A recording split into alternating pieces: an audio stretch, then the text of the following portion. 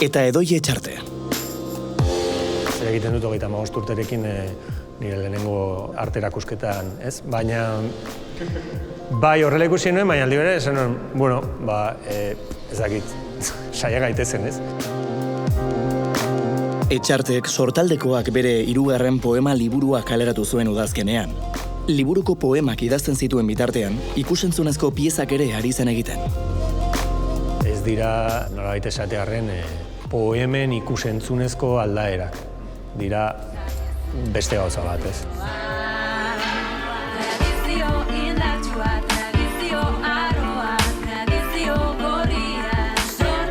Gai pertsonal eta intimoak jorratuta ere, lan kolektiboa izan dira liburua zein bideoak, eta ondoan izan ditu adibidez, Jon Celestino musikaria edota Xabier Erkizia soinu artista. Bueno, batetik dago, zerua eta sua, eta lotua dago tematikoki eriotzarekin, ez? Horregatik agertzen da, hainbeste hilerria, gaua hasiera bezala, gaua amaiera bezala, gaua gainera zentzu asko dauzka, ez? Bada aldi berean itxaropena, eta baita ere bada porrota.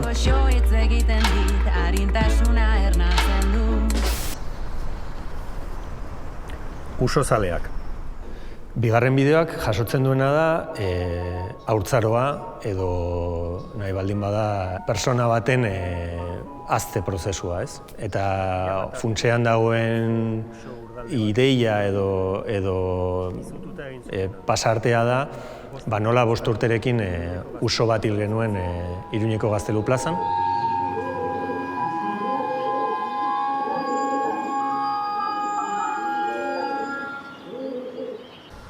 Ikusgai dagoen 3. bideoa hauxe.